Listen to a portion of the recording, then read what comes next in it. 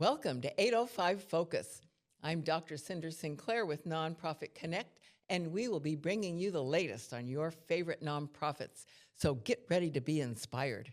Our special guest today is Joe Lambert, and Joe is the founder and executive producer of Teen Star. Welcome, Joe. Oh, thank you, Dr. Cinder Sinclair. We've known each other for years, so it's really a pleasure to be able to do this with you. Thank you for everything that you're doing for Santa Barbara and getting the community engaged and involved. So love what you guys are doing here. Oh, thanks a lot. Well, It's a joy. I'll tell you, there's a lot of inspiring stories out there. Oh, I'm sure you see a lot. Yours is one of them. So Teen Star, you founded the whole thing. How long ago? Oh, 16 years ago. So it's been going for quite a while. And it was really very interesting because what I did is came up with this idea to do a fundraiser for my alma mater, Dos Pueblos High School, in their performing arts department, because one of our graduates from Dos Pueblos High School is a very close personal friend of mine. He went on to go into acting and theater and became a leading man, Tony-nominated star on Broadway. Wowee. Yeah, that was Howard McGillen. And so I called up Howard and I said, Howard, why don't you come back to Santa Barbara, do a fundraiser for our alma mater, supporting youth and performing arts. That led to me going to the Independent to say, can you give us promotional support? Because Teen Star is an all-volunteer. We don't have hardly any overhead. We just, work together to support youth and performing arts. And so that's how it began, as just kind of an idea. And I went in the Independent, and the marketing manager said, well, you're about youth and performing arts. Well, why don't you do a show and a singing competition, have the prize go backstage and meet the Broadway stars? I said, wow, what a great idea. That's a good idea. Sure, I can do that. And I'd never done anything like that before. Oh, man. Oh, sure, I can do that. Oh, yeah, I can do that. Put me in, Coach. But I was a big fan of American Idol. Oh, so well, there you go. I mean, I'd learned a lot of stuff from that, enjoyed the show. And so I said, sure, we can do that. And so that is what kind of became the formation, because it was all about youth and performing arts, showcasing the talent that we have, and give back to some of our performing arts departments in our schools. So that's what Teen Star kind of was, the roots and everything. Interesting story. You okay if I segue into that? I love stories, and I know you've got some good ones. We started out just with this oval logo called Santa Barbara Teen Idol. Oh. And that was our first season. And so we thought, okay, that's pretty good. And so we went into our second season, and through connections with people like K-Light and Catherine Raymond, she brought in Kenny Loggins as one of our celebrity judges. And I brought in Jimmy Messina, get the two of them back on stage for something that's neutral, not performing, but just helping youth and commentary. So our show is like American Idol. I mean, we have celebrity judges, we have 10 contestants, finalists that get up and perform, and then the audience votes on who gets into the second round. Oh, the audience votes. Okay. And it's mixed with the judges' vote. Oh, okay. So they both. And so there's a mix, and we can talk about more about that later. But right now the focus is American Idol saw that I had Kenny Loggins and Jimmy Messina, and I had this blue logo, and it said Santa Barbara Teen Idol. So they sent out all these cease and desist letters, and wanted to, sue Santa Barbara Teen Idol, saying you can't use Idol in your title. Oh, so I eventually called up, the attorneys, and I was not into a fight at that time. Yeah. We're just a little nonprofit, low budget, all that stuff. And I said, how can I help you? We can't use Idol. I said, well, can I use the blue? No, you can't use blue.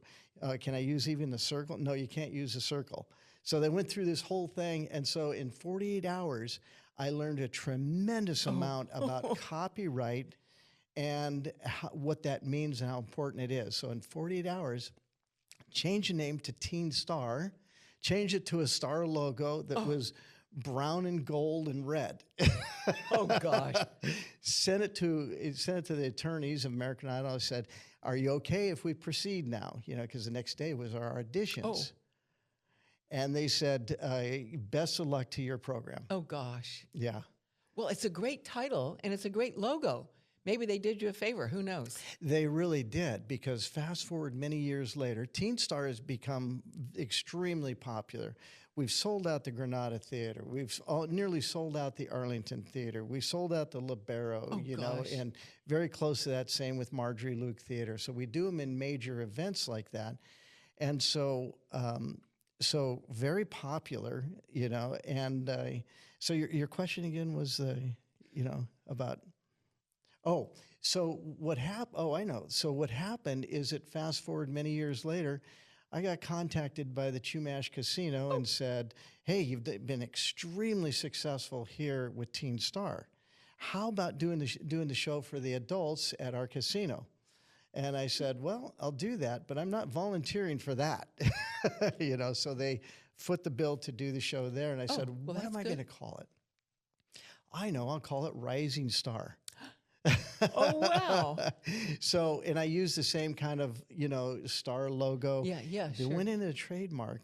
And then, because I knew that I didn't want any trouble with American Idol or anybody Yeah, else, sure. so my attorney hired an attorney, filed it, and lo and behold, it was great. And the trademark office got back and said, you can have the word mark of Rising Star. So what I did, which was really interesting, is in trademarking that, the next day that they came back and said, you can do this, this trademark, you can have the word mark. And so it was really quite an interesting thing, because the next day, American Idol, actually the people there contacted me, the attorneys, and said, hey, we'd like to buy Rising Star from you. Oh, my gosh. I said no. And then they told me that they had just developed this new show for ABC and Dick Clark Productions, and they want to call it Rising Star. Oh. I was in their way. Oh, well, isn't that interesting? And the people that taught me all that, American Idol, Yeah. and the attorneys. Oh, gosh. Now it came full circle to come Right. back and bite them a little bit. Oh, golly. It was funny. So I know you've got so many inspiring stories of the young people that have gone through all of that experience. And so why don't you tell us a little bit about how that works? I mean, how do they get involved? What do they have to do to get ready? How does it all work, and how does it impact their lives? I think after, it's a great question of what it means, because the answer to that question is really in the kids themselves. You know, when we were doing interviews with them, and one of our video editors put together this piece called What Teen Stars Say. So he put all these pieces of what kids who have gone through the process and what they say. And when I was watching that, I was saying, the impact that we're having on the individuals who go through the process is way more than I ever dreamed of or even imagined. One of our teen stars, after we end the segment, he goes, his name is Dylan Ortega, went on to do music and is doing great.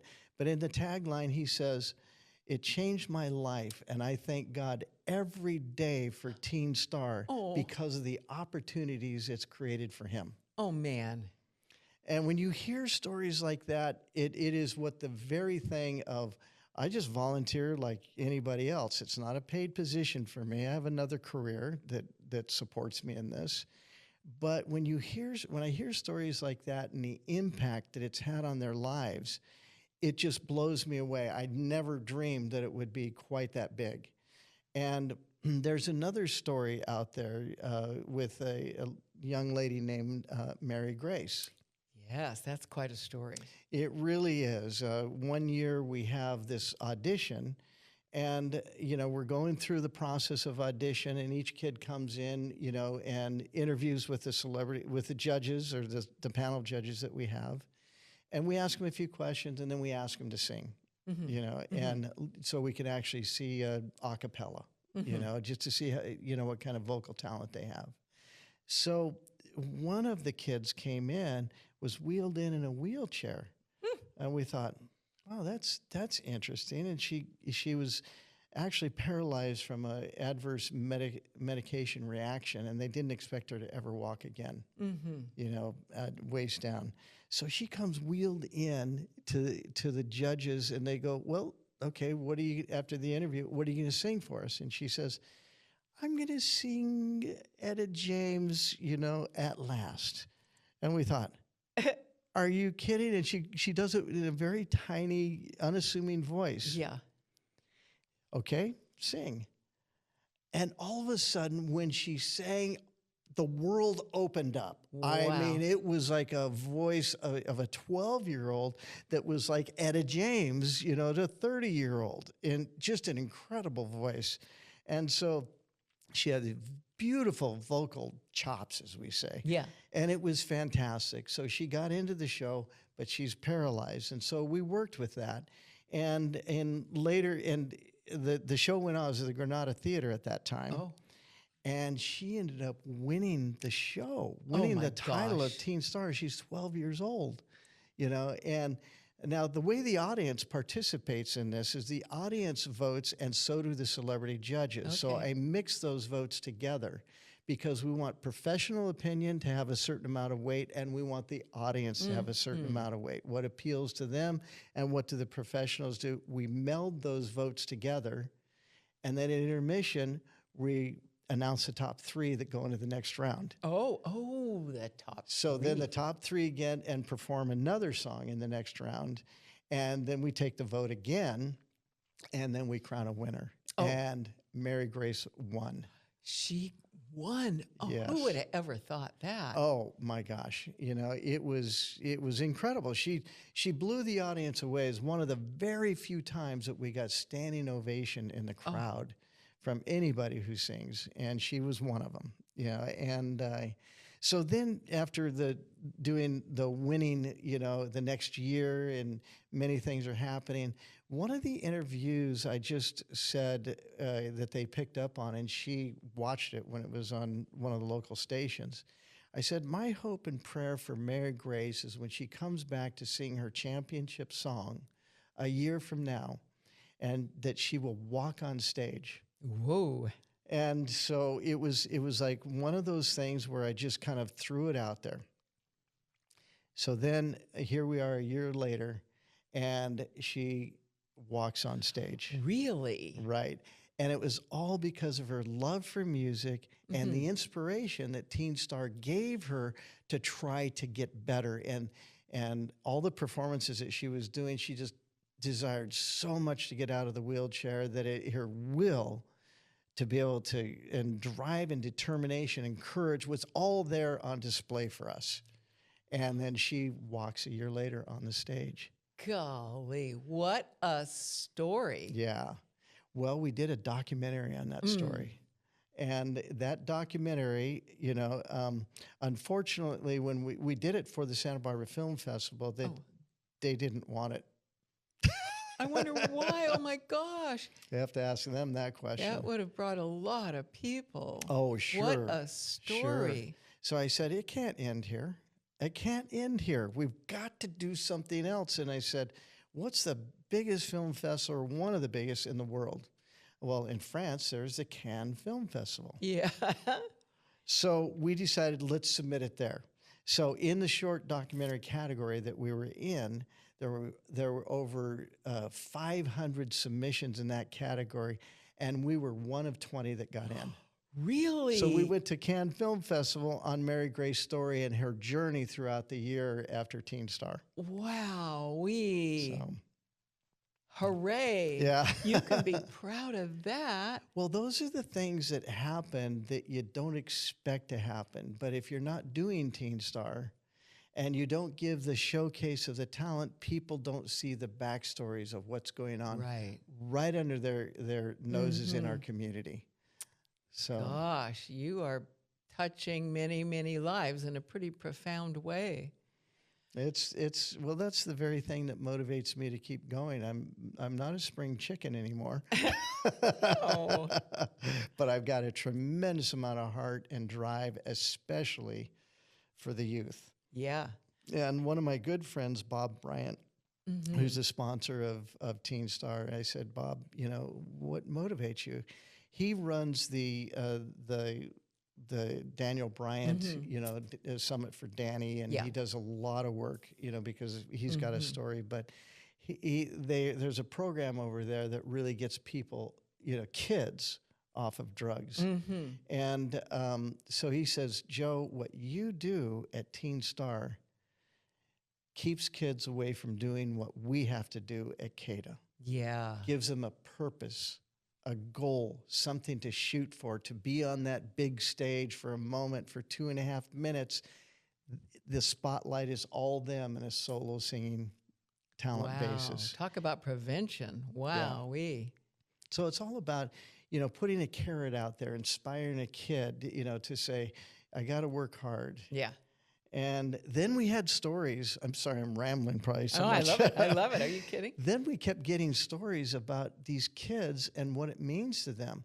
They said they tried out 1 year. They didn't make it. They tried out the next year. They didn't make it again. They tried out, one kid says, I tried out a third time and I finally got into Teen Star. And the ability for them to see what they want and be able to have a goal that's tangible, that they can say, I really want to be recognized for what I can do, the talent, and Teen Star gives that platform and the showcase. And so that's what it tells them. It says it's not about winning Teen Star. It's more of the process of dealing with the failures along the way that make the individual stronger, And I think that's the motivating value that really permeates what we're doing at Teen Star, is the value of we're trying to really give the kids an opportunity, and they see that carrot and pursue a goal. They may not, we only crown one winner. But if you're in the top 10, you're getting recognized for everything that your vocal talent throughout Santa Barbara County. Well, and you're really, in a way, holding up a mirror so each one of those kids can see their value. Right, and that, that's a very good example of being able to hold up that mirror and say, okay, I can do this. Yeah. And having not made it a few times in a row gives them that special drive and determination and builds their character. Because it takes a lot of guts to get on that stage when you have, especially for a kid, thousands of people viewing you and getting ready to judge how you're singing. Yeah. That is a scary experience, but it's also a thrilling experience when you have the crowd and the energy that's in the room. It is really one show that people have got to see it. Because when you're there and it's live, we have fans now that are coming back, not because they have kids in it, but because they love the show. Oh, gosh. And they're true fans. Wow. And so Teen Star is a 501c3 nonprofit. It is indeed. Which indeed. means probably on your website, you have a donate button, and a person can make a financial donation. They can. Tax deductible. At teenstar.us is the website. Okay, teenstar.us. Very clear on the front page, donate. Oh, good. Oh, good. Because I know a lot of people will want to be a part of this. So let's just say someone donates. Does that help offset some of the costs involved with the kids being involved? Yeah, we couldn't do this because we don't want to say if you want to be a part of Teen Star, it's going to cost you X dollars. So we'll go out and raise support. Oh, and, I see. And I want to keep it at high-level professional venues so that it stands out as something apart, And for 16 years, we've developed this show. It's really tight. We've learned a lot over 16 years, and many people have said it's every bit as good as anything on TV. We've had Randy Jackson as one of our celebrity judges from American Idol. Yeah. Randy Spendlove, who's president of Paramount Pictures Music Division. I mean, we've had some pretty good people. Yeah. But the only way we survive and do it and to pay for the cost of the theater and for the cost of the production is because of sponsors. Okay. If we don't have sponsors, we can't do the production. Okay. And I personally have supported those years where, we didn't have the lead sponsors in, but it's we need help. Yeah. So be a sponsor, be a volunteer, go to the shows. Right. A lot of ways that people can get involved and be inspired. We need there's so many departments that we need help in. And if you're watching now, and you go to our website, you'll see that it's a little bit last year's show. Why? Because we need somebody who's really good at being able to keep up the website so it's live. And you'll see a lot of Facebook stuff because that's kind of current posting things. Gotcha. And people are interactive there. But the website needs, there's just so many ways in which to volunteer to help. Well, thank you, Joe, for all your good, important, inspiring work. And thanks for coming on 805 Focus to tell us all about it. Well, thank you, Sender, for what you're doing and giving the opportunity for me to tell the story. Very good. And thanks for joining us on 805 Focus, and we'll see you next time.